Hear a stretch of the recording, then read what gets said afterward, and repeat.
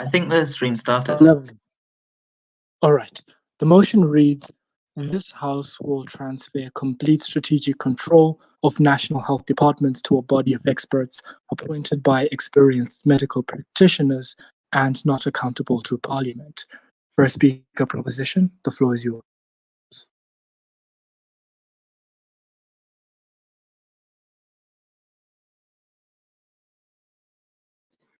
Um, am I loud and clear? Yes. All right. I would like the points information put across through the text chat area. So I guess I'll start and then timer will start as it starts.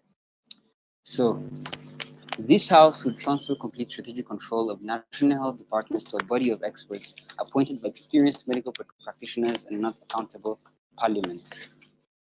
During the past 2 years of the COVID-19 pandemic, the world got to see the reality of an international health crisis and the impact it can have on not only public health, but also on vital systems that support different states. The COVID-19 pandemic was many things, but also a great experiment, a great check on the reliability of health systems and health policy. The affirmative side makes three key observations that were amplified in the COVID-19 era, but not only limited to that. We still see them in other health matters, and it has been seen in previous crises. So what is the first observation? There's an increased politicization of health issues, and this poses a high risk and creates lag in the execution of life-saving health policies. Consider the case study of Kenya, where the elections happened to coincide with the COVID-19 pandemic, and this resulted in the parliament giving little priority to mask mandates and social distancing guidelines, among other COVID guidelines, to ensure that these elections still go on. The fact that politicians, these people who deal in controversy, get to have a final say in such moments of health emergency is a huge problem. Take another example of Obamacare. Obamacare was a health policy proposed by the Obama administration, but because it was associated with the Obama administration, it got much backlash and much opposition from the Republican side. Why? Because this became a political issue, and key health policies that were actually good for the society in general were not easily passed, and they met different challenges along the way. Why? Because politics got involved. Surely the politicization of health is not a benefit to us. We must find a way to exclude politics when we have to make key decisions regarding public health. Second observation is a bureaucracy in national health department. In the national health departments themselves, we find two levels of bureaucracy. One is at the tail end. Once a policy has been fully drafted and has been passed Parliament so it can be approved, we find that it can take lag in court in Parliament proceedings before it's actually accepted and then implemented. And also then the policy drafting and policy formulation in the first place. Why? Because the leadership of these national departments, while considerably informed by health experts, still has the politics still has a big hold on it. We still see an important role being played by politicians in it, and we would like to see a more leaning towards listening to medical experts, towards listening to more health-related influence over these departments, so that we reduce this bureaucracy, and such that again in crisis, or not even in crisis, we see that these health policies are passed and drafted without saving the most possible time. There's a key need for efficiency in health policy drafting and health policy implementation. Why? Because health directly affects the lives of people. And the third observation we find is an increasing complexity of health issues. Before, we could have said it was possible for politicians to overlook again the drafting and implementation of these health policies because the health issues were not as complicated, were not as nuanced. In this case, the nature of these health issues alone themselves directly affect how these policies should be drafted and the process in which they should be implemented. And thus, we need more professional oversight from a group of experts, well versed in international health, in public health and public health crisis. Now, considering these three observations, the side government finds it absolutely necessary to transfer complete strategic control of national health departments to what a body of experts appointed by experienced medical practitioners and not accountable to parliament. This not accountable to parliament is key. So how does this look like in practice? Most states function in such a way that the national health department get to make suggestions and policies, but don't get to have this final say, as I've been mentioning, in the implementation of these policies, which can be detrimental in a state of crisis. And in most states, there already exists a sort of board of experienced medical professionals. Through this same board, the side government intends to select a group of experts who are appointed by the members of this board. And this group of experts will be comprised of personnel, both within and outside the medical field, but well versed with handling health crisis situations and who have a profound understanding of public health. This board that would then be selected power of final say in the implementation of medical interventions, with parliamentarians as collaborators and mentors, but not final sayers. So let's talk about the issue of funding, right? Clearly, we're bringing in a new body of experts who obviously have to be compensated. And again, the previous holders of this power of not only overlooking the whole process of policy drafting and policy proposals and all this is the power is mostly being taken to this new body of experts. First of all, this body of experts could also be comprising some of the people already in these national health departments, but we will see some new additions, and they will need to be compensated. So one way is directly from the budget of the health sector, right? And we believe this will not be a huge burden on the budget itself, because especially compared with the impacts that it would be having, this would be having more efficiency and more effectiveness, and this will actually in fact save money and make sure that the policies are put in place. But also, since the responsibilities of the previous holders of this power will be reduced, the salary will be reduced as well, and part of this will be transferred to this new group. Then let's talk about accountability. How sure in our world there is more accountability than there was in the world before.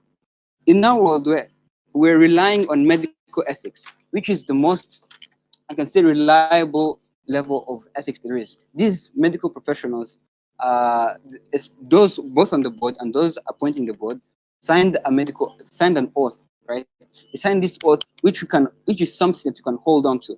We believe they have more conviction, a better interest in public health than the people who had this power before, these financiers or politicians, and who are influencing these policy decisions. So in the end, that is our plan, and it gets to tackle the three observations that I've mentioned. It reduces this politicization, which I've clearly shown the negative impact of, this bureaucracy, which wastes a lot of time, and this time that is being wasted is time that matters to real people's lives. This is, we're talking about health here. A delay in a policy being implemented could mean the difference between life and death for some individuals.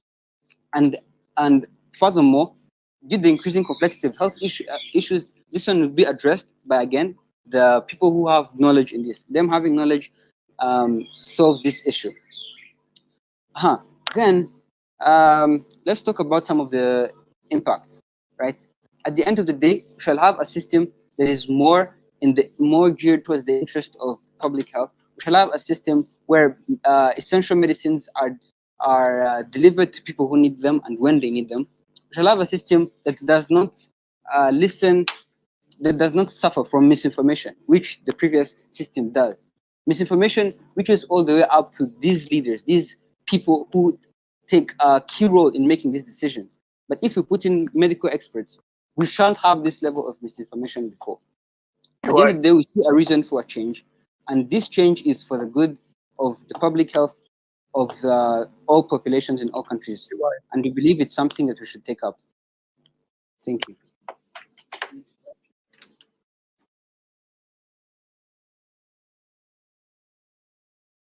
All right, we thank the first speaker proposition for that speech. May we now have the first speaker opposition bench from non-affirmative to run their case.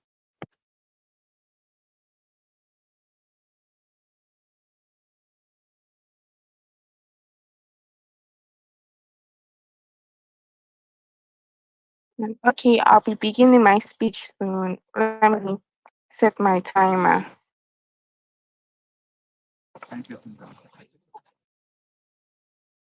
So I'm Brenda IT and I prepare my POYs given through voice.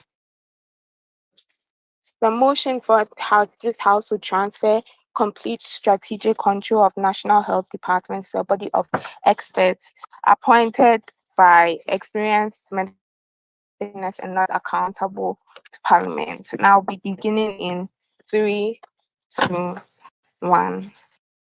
Panel. Uh, the proposition for this debate have done an honorable job. I would like to first provide us a definition for this debate, and we believe this will cause a flaw in this debate. So we therefore characterize this debate as a body of experts appointing experienced medical practitioners to take charge of health department, and these health practitioners would not be accountable to Parliament, and we as a side therefore beg to propose. What do we as a side present to the panel today? And before I get into my case, I'd like to give some responses to opposition for some points they brought. They spoke about politicization of the health sector, and we beg to differ on the point that it's that the health sector is not necessarily politicized, it's just controlled by the Parliament, and then there's which will present in our matter that the Parliament controls the healthcare sector because healthcare professionals lack knowledge about policy framework and implementation. And they spoke about bureaucracy, and bureaucracy is necessary so that we do not lose sight of um, key certain key factors of policies, and then bureaucracy isn't necessarily present in every parliament, and in most parliaments that are headed by one house, policies go through fast, so we do not see it as a point. And then he spoke about the increased complication of healthcare, and he spoke about how Obamacare was raised that because of politicization, it wasn't really focused on, and Obamacare wouldn't take place in the first place if it wasn't for the Parliament. So we therefore beg to not taking. So first, our case we'd like to build our case on the model that will propagate status quo. How would we do this in status quo? Which is a mechanism would be that we'd enforce the mechanism already put in place so that we'll cross-check the competence of heads vetted by the Parliament, because it's really necessary for the Parliament to um, see who would be put in charge of certain sectors, especially the health sector, and we'll prove this in our other arguments, and that we would let those experienced healthcare practitioners serve as an advisory body to make suggestions concerning policies eh, correlated with healthcare.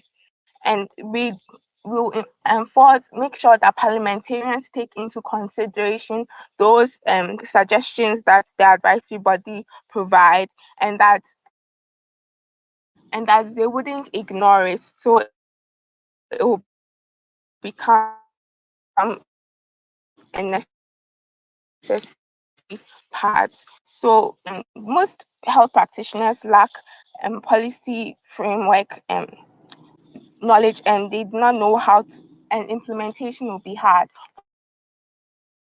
A certain knowledge of law, and then how to write out legal arguments, and then professional healthcare practitioners specialize in healthcare. So we therefore do not see the reason why they should be placed in positions where they are not necessarily expertised for. And then the implementation of those policies made by the healthcare practitioners wouldn't necessarily be smooth because it lacks the people, the backing of the people, which would be my second point. That doesn't involve people because elected representatives are removed and public opinion is not heard. The people are necessary. That's why Parliament is voted for, and so therefore, if we specifically separate the healthcare sector from parliament, which are the elected representatives of the people. The people do not have a direct correlation with the elected representatives. Therefore, they wouldn't be able to express their views on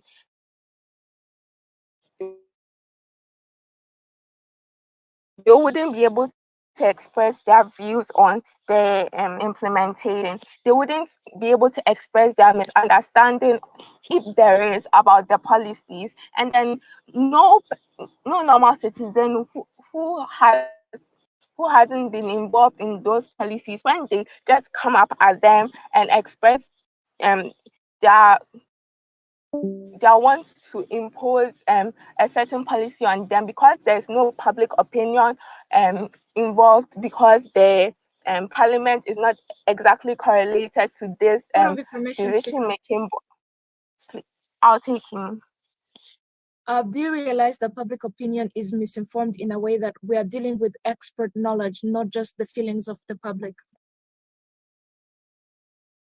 Expert knowledge is important, but then the people's views on the expert knowledge is also important. They need to know why exactly the experts are forming those certain opinions.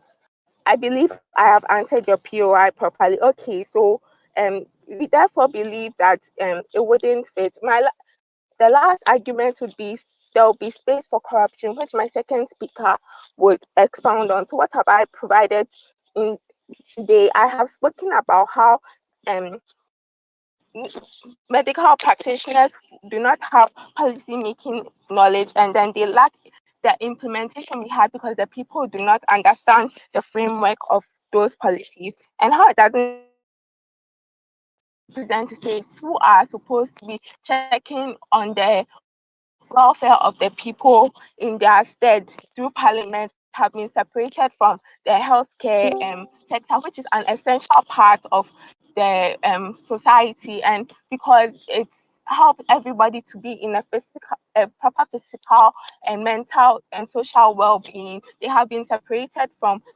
people the people who actually matter in this motion. Therefore, we as a side beg to oppose. Thank you.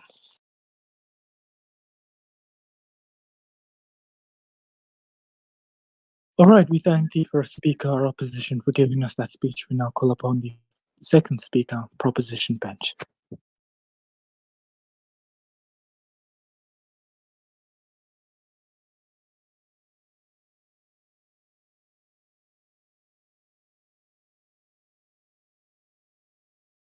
I'd just like to confirm if I'm audible.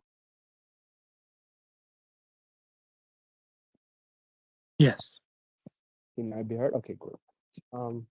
Well then, yeah, first I'll introduce myself. My name is Joel. I'll be the second speaker of this side proposition. I go by he, him, and yeah, I guess I can start the type. I'd like prefer my POIs to be written in the chat box, not just like requesting POI. Write it down and then I'll read it and answer. Yeah. So should I start my time?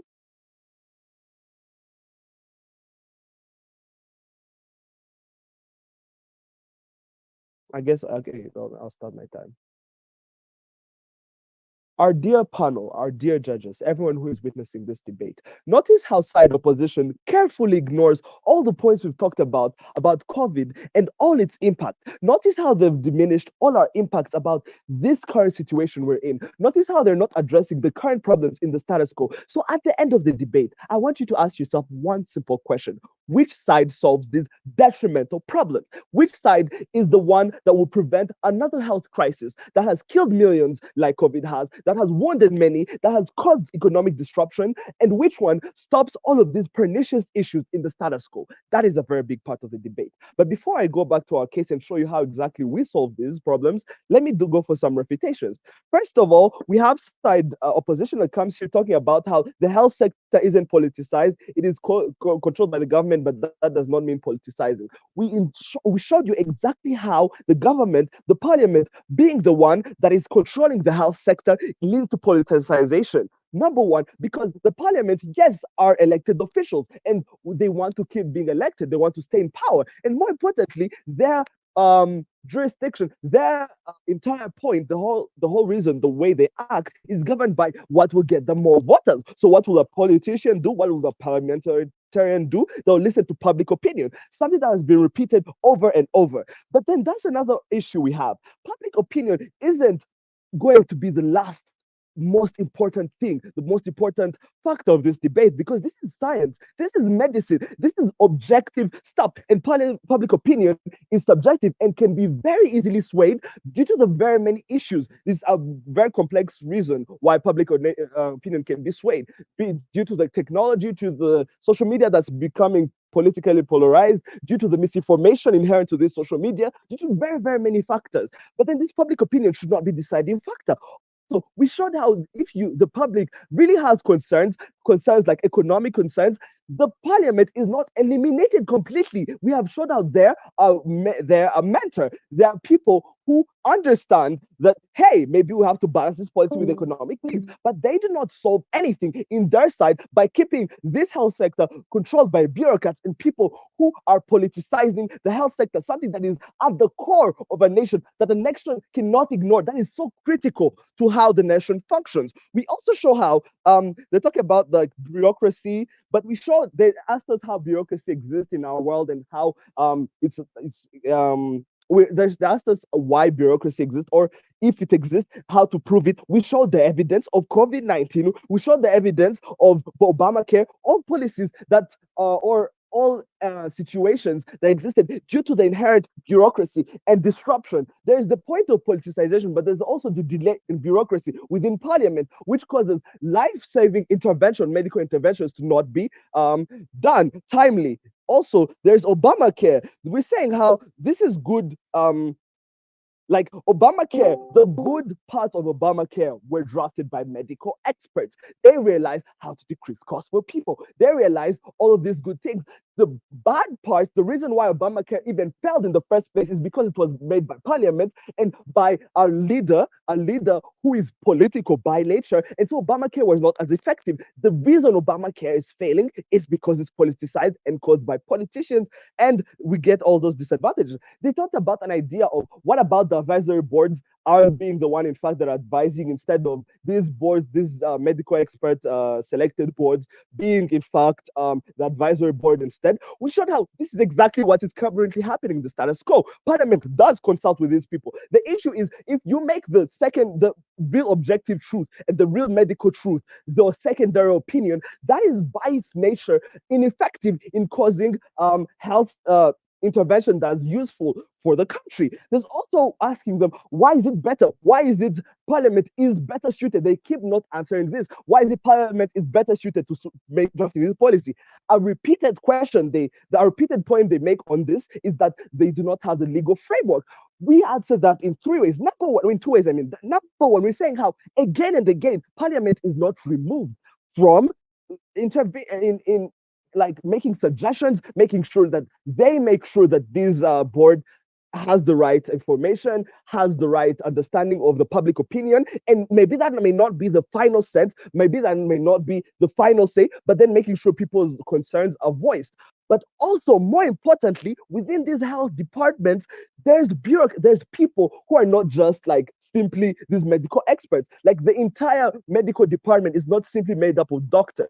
There's also people with this legal framework they're talking about that's unique to parliament. There's people who draft policies. A lot of the policies that you see in parliament are not because parliaments are like entirely making up these policies. A lot of it comes from these departments themselves. And so parliament is only there to regulate the public opinion, which we say is a very, very big problem that's in the status quo. Also, there's this discussion that keeps being thrown around of power. Power is not exactly meaning very many things. It's meaning the final say. In our side of the motion, power means having this final say. Also, now let's go back to what we're saying. What we're saying is still standing because they haven't attacked the key problems in our status quo. The fact that our health has been politicized, the fact that there are lobbyists who are causing these problems in parliament itself, the fact that there are bureaucracy and delays, different from this politicization of health, but also causing delays like we've seen in COVID. We talked about accountability being better in our world because we have the solemn oath of medical experts who are in and of itself, which is in and of itself better than a politician's incentives for gathering as many voters as they want. Accountability is better in our side. Also, we have a lot on our plate. We're also making it much better for Parliament, who have a lot to manage. If Parliament has a lot of policies to draft, by making one key thing like healthcare, which is in fact better done by the National Health Department, by removing that from their plate, we're making sure that this, in fact, is being solved in our world, and we're having parliament more focused on other governing issues. We also talked about how there's conspiracy theories. These politicians are vulnerable to conspiracy theories, which these health experts would not be. Also, we talked about these different problems. I said I'll get POIs in the chat box if you could deposit it there. I don't know. Okay, so I'll read it on how they show how these practitioners are not well endowed with making and implementing of policies. Again, we're showing how these practitioners are not exactly the ones who are going to be drafting the policies. The legal framework, all of this is done within the departments. There's people who, in fact, usually do that, making sure that the policy has a legal framework, is as complete and good policy. But these are here to make sure the content of the policy is in the best interest of the country's health, entire health department, making sure they can manage crises like COVID. Again and again, I come to emphasize you with this question. Who solves the problems of millions dying because of this simple problem that can be avoided of politicizing of healthcare and bureaucracy and all these problems on our side, susceptibility to conspiracy theories, all these problems? The side opposition has nothing, no check, no balance, no nothing. All we do is saying, hey, we want these boards with people who are qualified to be the ones to implement these policies and make sure that they get passed. We rest our case and more will be elaborated by my third speaker. Thank you.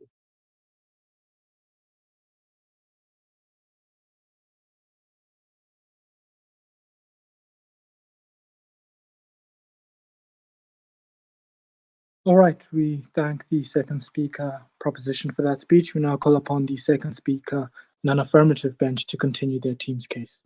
Ready when you are. Yeah, my name is Daniel Pong. I'm the second speaker. I'm not started actually. I'm the second speaker for Team Ghana, and I'm starting my preferred pronouns are he, him, and I'll prefer my POI's voice out. I'll be starting my debate in my speech in 3, 2, 1. Panel. Side proposition have showed us time and time again that they do not understand this motion. They showed this. How do they do this? They showed us first by not explaining the key terms in this debate, and also they continue to keep confusing and leaving out things. Before I get into my substantial argument, I'm taking a few responses on certain ridiculous things that side proposition brought about. First, they come and tell us that ethics cannot work. Ethics is the word they're going to use as accountability. But we are telling that ethics cannot work as accountability. Why? Because we cannot trust all experts to be committed to health ethics. Because we have had cases in the past where people who were even in charge of private health institutions took advantage of their position, and then did things like overpriced medicines and overpriced treatments so that they can maximize profit for themselves. We cannot trust government, we cannot trust them to each and every person to stay committed to medical ethics just because they are good. It will not work. And then because they are not checked, they might use it as an objective to mass work for themselves, which I'll get into later in my opening debate. You also tell us how the legal framework does not matter here. But I'm going to tell you that it actually matters because they do not understand this debate. This debate is talking about the total control, total complete strategic control of national health departments. That involves the implementation and the drafting of health policies and structures so that it will be necessary. So they tell us that the legal framework is to be drafted by the parliament, to be drafted later in someone else to the department. But that doesn't work here. If the Board of Experts is going to handle it, they're going to handle everything holistically. And then these people do not have knowledge in government and policy implementation. So they may have flaws and holes in it. And also they said the public opinion is not necessary because we are not trusting the public opinion, but we are saying that the public opinion matters because the policies will affect them. The policies will affect them in the sense that when the policies are drawn, it will affect how well they will go for treatment and how they would handle about their business in the health sector because it is their health. And then so that means their view must come in. We are not trusting and putting everything on their view, but we are saying that their view matters. So we need to get public opinion, and this cannot happen in props world. And also they also come and tell us how policies do not work in the current status quo. But that is wrong because when you take a case study of a country like Ghana, see how expertly they handle the COVID cases. Because when COVID was a rise, when Delta was on the rise, we had more in Ghana. They had more recoveries than cases. So you can see that the parliament and the federal health department actually took care of this by drawing certain health policies that actually work. They enforced the nose mask critically. They closed down schools, and then this was because they just took an advisory body from the parliament, just took advice from the main people. So I'm also going to come and re-echo my case. What case are we doing? We are saying that a committee is going to exist, an expert is going to exist from these people, but they're not going to be in line dates that these people have. They will not get the public opinion response, but in parliament represent them, so they would have public them to help them, not to depend on it. But committee will just be advising and not. And then we have outlined why this will help. This will let the public opinion. Parliament is in control, and this I will get into later. So in our world, we are saying that when the body of experts are the ones in charge of national health issues, this body of experts may have space for corruption, and then they not being accountable to the government will give way for that corruption. Why? Because they are not accountable, they are not being checked, and then we know that there's a tendency of people in high positions to look at how they can reap mass benefits for themselves. So they may start embezzling, they must start overpricing medicine and structures. So when they bring to the government, they're not accountable to the government. So they might misuse national wealth and national resources that can go expertly into the whole decision because they are not accountable. And as I've said, we cannot trust medical ethics to just handle them. It is flawed because how are we sure that everyone will be in medical ethics? We cannot trust this. We need the government to be in charge, in the parliament to be in charge, so that these people can be checked. And because they're not in my opponents' world, because they're not checked, they can continue to embezzle. So this is what my opponents have. They have a group of unchecked experts who may say to their mouths, yes, that they have the best interest of people at heart, but that's not the case. No, that's not. Because those people can use that space giving to amass wealth and take money and resources that could have been used in our world for effective policy implementation. QI. Yes, I'll take you. How is corruption unique to our world? How is it this is uniquely relating to corruption than any other policy that will be implemented? We are saying that because the body of experts are the ones in charge, and in your world, they are not accountable to the government. So no one is going to check them if there's a case of parliament, if there's a case of corruption. They have space. I'm not saying that it's linked, but they have space, and we cannot take that risk and put people in charge when we know that they are not accountable, and because of that, we can't trust them to handle things like corruption. We can't trust them with our resources. We can't trust them with complete strategic control because they have too much space for corruption and investment. and they might take advantage of that space and then waste the company's resources on their own personal benefits. If I believe I've expertly handled this PY and I'll continue into my debate. So I'm saying that in the opponent's world, these experts are not checked. Because they are not checked, they can amass wealth for themselves, and because of that, they would use that money for themselves, and it's not going to effective policy implementation. But what we have in our world, we have the whole thing, the whole issue of national health departments being in the hands of the parliament, and then the parliament handle it with the advice of a committee that has been picked, that has been looked about and picked carefully and selectively by medical, looking at their medical expertise and experience, and we just use their health experience. But the parliaments are the ones that are going to be in control of the complete strategic control, which will involve implementation of policies and will involve drawing of policies and structures, so that we can see how best we can move towards development. Because our goal is to get good and proper healthcare to every single person, and to every single person. That's what we want. Because if we put the body of experts, there's a chance that they can use our muscles for themselves. The people will not know about it, and it just cause a whole lot of problems. And we cannot handle that. What am I showing this debate? I'm showing this debate how it will not lead to. Yes, I'll let my last one. It will not lead to politicization, because it will not lead to politicization because these people. Sorry, because there's already a body, the judiciary, to check them. So if the judiciary is effectively and efficiently working, there will not be this case of politicization. Maybe in the case of Kenya, then maybe the judiciary was not effectively checking the parliament. But when the parliament is effectively checked, and there are already systems for that, when they're effectively checked, they will not use it for personal political matters. So because of that, this problem of politicization is also taken care of. Yes, I almost left that out. But yes, what are we showing you? I'm showing you how we are giving a better model. How there's going to be a committee, and this committee is just going to be advising the parliament and advising the government, but they're not going to be in charge of everything. And then I've also showed you how they're not being accountable to the government if they for corruption. Because our opponents do not understand this, I believe that they have lost the debate. So it was a very good debate. Thank you very much. All right, we thank the second speaker opposition for that speech. We now call upon the third speaker from the affirmative side.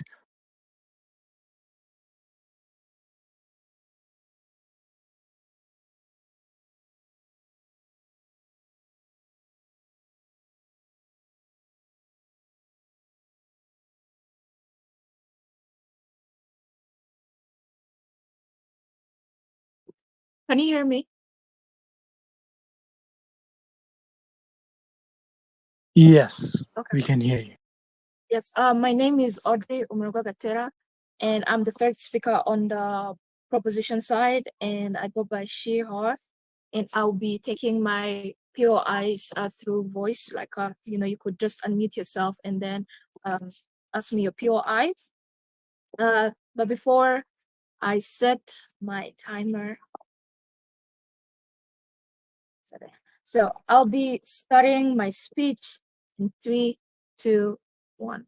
To promise a health department that ensures quality, but above all, sustainability. We did not fall back on a political calendar when we need to save the respiratory system of a whole population and be held back by confusion in health protocols that are deprived of a voice because of lack of power. And dear House, the world we live in today is one that requires rebuilding from all corners at a fast rate. With the parliament houses that are burdened by balancing effort in policy making for different sectors, like the education sector, like the tourism sector, all these sectors that even include the health sector, we do not believe that the world of the negative is better to solve such cases. But before I move on to rebuilding our case, a few reflections they brought to the table. So the first speaker comes to the table and talks about how they are not politicized, but rather that they are controlled by their parliament. But we do not see any difference in that. And we believe that control by the parliament equals power, which equals final say in number one, the way policies are passed on, but at the same time how solutions are formulated are related to healthcare. And secondly, they talk about how bureaucracy is necessary. And we do acknowledge that there will, in our world, they do exist, but they still play a positive role because in the world of the affirmative. But in their world, in the status quo world, where it is identified with intentional delays that favor a certain political agenda. We gave an example of the Kenyan government that elevated the curfew because of an election period. Such a political political calendars or agendas are the ones that do not fit as a promising health department. And thirdly, they talked about how drafting policies. They framed us as though we are alienating a body that cannot function on that will only function on its own. But number one, these these health departments are still under a certain legal framework that is held accountable by the certain legal framework in a certain country. And secondly, that can be able within that legal framework. It is they dismiss the solemn oath, saying that that's something that is that doctors are prone to really follow. They did not give us any reason to dismiss such a point. And thirdly, they talked about how we cannot trust them because some small doctors did embezzle some money for small hospitals. Number one, we do not have proof that these are not just entrepreneurs and who did that, rather big doctors. And secondly, we believe that these experts are actually people who are big enough and have been they're people who have been elected by experienced people, and we believe the legitimacy in their and we believe that they are legit. And secondly, they talked about how public opinion. They bring this up by saying that they are also affected. We believe that, and that's why we have to hold the public's health, the public's well-being more, the public's well-being is much more important than their opinion on a certain medicine, ladies and gentlemen, because we believe that the current situation comprises of complex diseases that cannot be just passed on through like verbal, that politicians are prone to use. At the end of the day, they are informed by politicians who are also not informed well enough to tackle well these health issues. So the health protocols should not be delayed. The next thing they brought to the table, they brought in an example of Ghana where it has worked during the COVID-19. We acknowledge that yes, it may have worked for you, but at the end of the day, it varies from state to state. Politics is a big problem that is affecting different sectors, and one of the most critical sectors that the COVID-19 has warned us about is the health sector, whose budget should be protected, but at the end of the day, whose bureaucratics or whose procedures have to be well followed, and they never gave an answer to that. And another point they brought to the table is that there is no accountability. At the end of it all, we still believe that there is no point of dismissing the solemn oath of doctors. There is no point of talking about these boards as an alienated body that does not follow any legal framework. And thirdly, they talked about corruption, and we believe that this is something that is not unique in our world. It's something that is actually more prone in their world because the government is now having a lot on their table, and they are more prone to lobbyists and big people that could destabilize the functioning of any health department. The last thing they bring to the table is that they acknowledge the failure of the Kenyan example that we brought to the table, and we believe that such cases are the ones that are calling our attention. They are the ones that are making us believe that there is need to actually have that body. So at the end of the day, who protects the people better? I'm going to do this through our cost-benefit analysis. In our world, we are able to make sure that the politicians can handle what they can handle. We do not believe that a life can be put, a life of a certain human being has to be a responsibility of somebody who has been elected, who has just been elected through their policy or framework expertise. But at the end of the day, they have to be in the hands of a certain expert in terms of the health system. I'll grant you that before I move on. Which health practitioners choose the body of experts? Which house? Which you said health practitioners are choosing the body of experts. Which health practitioners are choosing the body of experts? We believe that there is a body. Every single state already has a body that does that in the health system. We believe that the ministries of health wouldn't even be functioning without such a board of people. So those people are already there. What they do lack though is the power or like the final say in what the government should follow in terms of health, and that's what the proposition side is bringing to the table. That's the uniqueness of our side. We are giving the power to people who have the power of understanding a health problem, not a person who has the power of dismissing a health problem over a certain political agenda. At the end of the day, do not quote us well. We believe that parliamentarians are really key feature in our world where we allow them to be mentors, we allow them to be collaborators in terms of like policy framework, in terms of like budget allocation. But at the end of the day, we are the ones that have the final say. And where does this take us? In case of emergencies like the COVID-19, we need not have health delays because of a protocol that was disrupted by a political will, because of a certain agenda that was there that is not that does not accommodate the COVID-19 pandemic. We need for tough times to need tough decisions. And we believe that politicians are not in the best position to make such tough decisions. And if they were in the position, they wouldn't be the ones to have the final say. And even if they were the ones to have a final say, it wouldn't be as informed, it wouldn't be as as important as we as our side. At the end of the day, they keep bringing the point of bureaucracy. Yes, does exist, and it will continue to exist in our world. Yes, there is a necessity of it, but in our world it is more controlled, it is more positive, as we're able to give the health issue to the people who are actually in position of making sure that we have the right research, the right equipment, and the right policy that could be passed on to save a lot of lives. At the end of the day, we're the side that does not ignore a life. We're the side that does not ignore the fact that we have a lot going on, but at the same time that parliamentarians have a duty to their people, have a duty to the economic sector, but at the same time have a duty to rebuild as fast as they can. And in our world, we rebuild faster because we are decentralizing the health sector. And with that, I rest my case.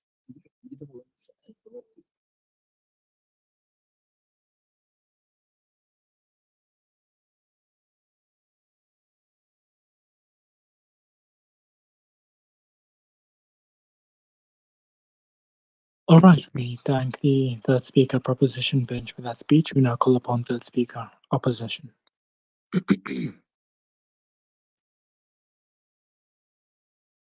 All right. I hope I can be heard clearly. Hello? Yes, we can hear you. Okay. My name is Jimmy Mark, and my preferred pronouns are he, him. And if you have a POI, just unmute and ask. Right. I'll begin my speech in 3, 2, 1. Ladies and gentlemen, I'm the third speaker, and my job is to do rebuttals and reinstate our claim. Now, I feel like I'm going to be doing a lot of rebuttals because clearly our opponents do not understand today's motion. That is why they fail to define it throughout all 3 of their speeches, and we had to do it ourselves. Let's slide off on that. To begin with, they say they do not tell us the criteria. Their model does not state the criteria on which these experts are going to be chosen and how they are going. We are even asked the POI on it, how the health practitioners are going to choose the body of experts. Their model fails to show us how this is going to be done. And they tell us that we should trust on the solemn vow that because these specific people wear white and they work in a hospital and because they've done medical science, we should trust their solemn vows. Ladies and gentlemen, I'd like to point out to you that in their world where parliamentarians are corrupt, they also take vows. They also undertake solemn to be corrupt. They also undertake solemn vows to do whatever is best for the people. So how is this any different? We are not living in a world of rainbows and sunshines. There will be corruption. But ladies and gentlemen, in our world, it is more controlled. Why? Because the parliament answers to the government. And when you are giving power to this group of so-called health experts, so-called the body of experts, when you give them power, you're basically turning them into the politicians of their world. Ladies and gentlemen, what is my side proposing? We are proposing that our parliamentarians, who are the government, which is still in charge of the National Health Department, is going to seek advice from such bodies. We are not taking full control. They are on their side, they want to take full control. And I like to point out to them that when you say you are taking absolute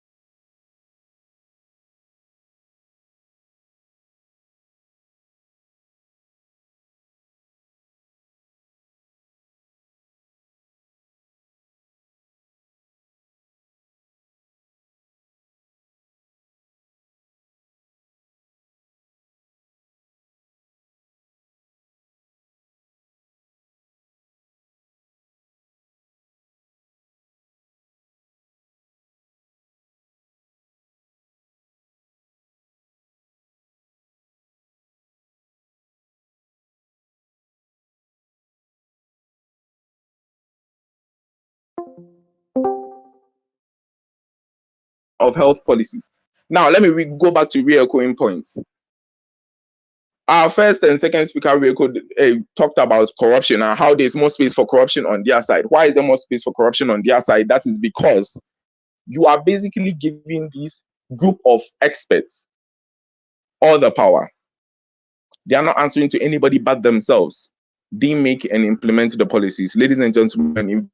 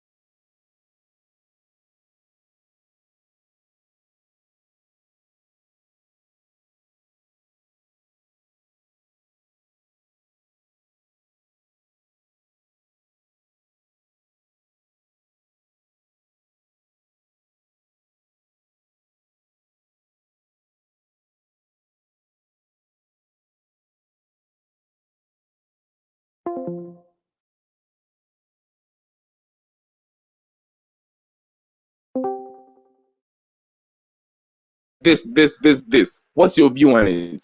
Oh no, I think if you do this will be better. Okay, then we take the advice and make the policy. Ladies and gentlemen, where you are allowing the one who is doing the medical at the same time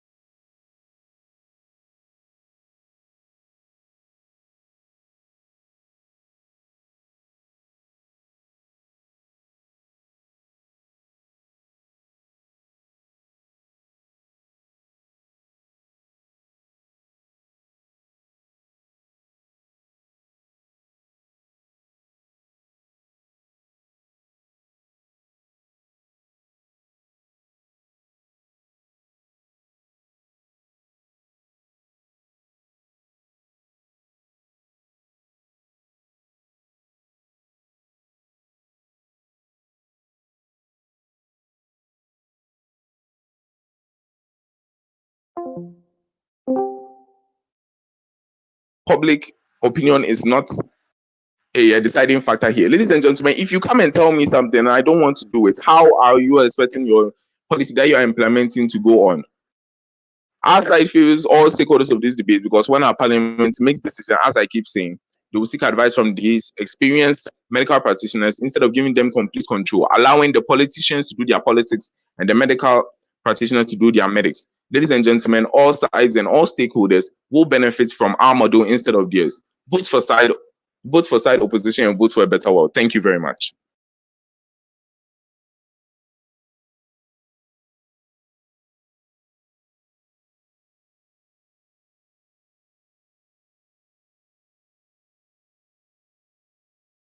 We thank the speaker. Non-affirmative for that speech. We now call upon the leader's response from the opposition side. Hello. Yes. Yes, my name is Daniel. When pronounced he, him. And I'll be starting in 3, 2. If I'm audible, I'm starting in 3, 2, 1. Panel, what do you see here? You see prop dropping right into the debate without understanding the terms. How do you know that they didn't understand the terms? They failed to define the key terms in this debate, leaving it vague and unclear. Not only that, they failed to show it, not only that, they also show us a picture that they themselves do not understand this debate. And that's what they did, and they continue to show us in their speeches. What did we see in their speeches? They saw that they didn't understand complete strategic control. Their second speaker clearly said that this is about health only, so we do not need public opinions. But they forget to understand that this is complete strategic control. And what is strategic control? It also means and involves the implementation and the drafting, especially the implementation of policies. So it is not only about the healthcare advice and the statistics and the data, but it is also about the drafting and the policy implementation. And what did side proposition also do? They failed to show us a proper model. Their model was vague and unclear. They showed us a vague model. They did not show us how the people choosing did not show us the people who will be choosing, the practitioners who will be choosing the body of experts until late. And even now, we had to prompt them to in our POI. And also, they did not show us the criteria in which these experts will be appointed. And because of some of these things, we also say that I will continue to say the things that they did wrong in this speech. But before that, I want to see what proposition did right. What did we do? We defined the key term, showing that we understand this motion. We also brought you a clear model of everything that mattered. Our model took care of policy implementation because you said that the government and the parliament have experience. It also takes care of proper healthcare because a body of experts are gone to for council, and also they also show you the body is also going to for council, but they are not in charge of everything. And we also show you the success that's had in the past in the country. We gave you a case study of Ghana and how it took care of COVID in the rise of the Delta the Delta during the COVID-19 pandemic, and then so it will also show you how politicization is kept in a way because even the parliament is accountable to even the parliament is accountable. It's able to browse, and even as they are in power, they are still accountable to the government because they are not the ones at the top. The government is the one at the top. They are accountable to the government. So politicization is kept, and even that side proposition failed to show us exactly how politicization is bad in this debate. They just tell us how it will bring politicization, but they don't show us how it is bad and how it will affect the healthcare public. Also, side proposition failed to give us the stakeholders in this debate, and even in that, they failed to show us how to benefit anybody. This debate, in their speech does not benefit anybody because of the impact and the ripple effect that my benefit is the body of experts, and that's what we showed you. We showed that this may encourage corruption, but to give them space. And we also show you how public opinion is also give them space to do amass their own work. So it will benefit only them. And when it benefits them, it's not benefit the nation as a whole. We also show you how public opinion is necessary. I don't understand how they feel to keep that out, because if it is national healthcare, then it involves the nation. And the nation is of the people. It is not of the experts. It's not of the government. It's of the people. So public opinion is necessary. And we need to get public opinion. So we are showing how public opinion is necessary. I'm showing how knowledge in policy implementation is necessary, because it is the motion said complete strategic control of national health department. So that means policy implementation and drafting is necessary. We have also showed you that, and we have also showed you how corruption will easily get into the thing. So because of that, we have showed you a perfect model. We have shown you how it benefits all the stakeholders, and we have shown you how it benefits the nation as a large. Don't forget that our sole aim is to bring proper healthcare, and we have shown you how this will benefit the nation as a whole. The thing about it putting pressure on the government is very negligible, because the government have been handling it for a long time. But that's not what I came to do today. I'll show you how we have won this debate. Thank you very much. Thank you for that. We now call upon the leader's response from side proposition. I'll talk about the major clash points, the minor clash points. I show you the things that remain at the end of the debate, touched and untouched, and I'll do an impact analysis to show you which world is the better world. So let's start with the major clash points. First of all, there was this issue of medical practitioners having no knowledge of policy framework to be able to take over these powers. But first of all, they misunderstood us. Medical practitioners are not the ones directly taking over this. We still have people in this board, for example, who are not necessarily in the medical field. And second of all, there's still collaboration with the parliament, right? It's not like we're completely doing away with them. They're still mentors and collaborators, as we've mentioned time and time again. So this idea, this argument of that there being no knowledge of policy framework has no impact in this debate, since we show you that in our model, still there's enough policy knowledge in it. In that, first of all, within the department and collaboration, and also in the board, there's people who are knowledgeable. Another main issue of clash was accountability and this idea of corruption, right? So we have two possible people. We had political parties and we had this board of some health experts. So in political parties, they kept claiming that they have a government which they are answerable to, but then they also forgot the fact that they are elected, right? They have a political interest in trying to, I don't know, sway their voters and all that, of which the health experts do not. And this is unique to them alone. But being answered by the government, this is not unique to political parties, because even the health experts will still have to work with other bodies of government. They're not the only bodies of government.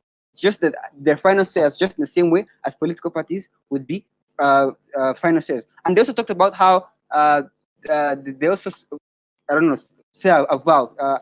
But in both cases, they say a vow, but we showed you how in the world of the medical ethics are the most highly esteemed form of ethics, more than I would say for politicians. And even if when you think of corruption, what do you think of? It is politicians. That's on the issue of accountability, they failed to prove how we're different, and actually we proved to them how we are better than them, how and being accountable. Then another point of clash was on public opinion, right? First of all, show them that there's little relevance of public opinion to issues of health, right? In that it's about whether these people receive these treatments or not, and it's more in their good, right? So we do not really need to engage. Their opinions not necessarily inform how the medicines are going to be made, whether the virus attacks or not, right? There's little, but then in the case, we also put a safeguard. We're still collaborating with the parliament, and parliament is supposed to represent the views of these public people. And so still, even if they could show that there is some relevance, we still account for it. So our model has a safeguard for that. And then there are some other minor clash points which I'm going to quickly go through. First of all, I talked about the fact that we didn't define key terms, but there was really no, I can say, conflict between a meaning of a term in this debate. They should have given us more analysis that matters in this debate, and they didn't. Another thing, they say that health is not actually politicized, which will show that there being a control and there being political interests of these parliamentarians necessarily implies a politicization. Another point of minor clash point was it worked for Ghana, but they didn't show how this should expand onto other cases, right? It only worked for Ghana, but then Ghana probably has good politics. What if, how about our case we gave them of Kenya, which has bad politics, it will end up affecting health? We want a model that is independent of politics. Talked about bureaucracy. We told them how bureaucracy, there's two forms of bureaucracy, necessary bureaucracy and bureaucracy brought by political interests, and which outside avoids and theirs does not.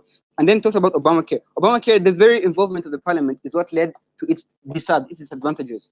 In our case, wouldn't see such. So what ends untouched at the end of the day? They didn't talk about our argument of complexity of health issues, which is key, because this is something we keep on seeing in future crises, and we've seen in the crisis of the COVID. And since they didn't talk about it, they acknowledge that Sahamba to still be present, and they have no way of addressing it. They didn't attack our pragmatics, our model, which means that our model, they believe it works, right? The specifics. If they didn't attack our model and we actually implement it, we should avoid the disadvantages that they've mentioned, since we already attacked them, and try to get the benefits and we find that in our model, in our world, we save billions of lives. We're less vulnerable to these health crises that we kept talking about in the beginning. Whereas their model is not, right? Their model wants to simply take advice from health experts, of which we have seen that fails to work. Which we have seen that fails to work successfully. Clearly, there's a need for change. If the status quo is failing, there must be a need. Has shown you why there's a need for us to change, because the present system is rigged in many different ways, and we've shown you how we're going to do it, and we showed you how that's going to work, and therefore, if both of these are satisfied, we shall achieve the impact we want and have the better world that we all seek for. Thank you.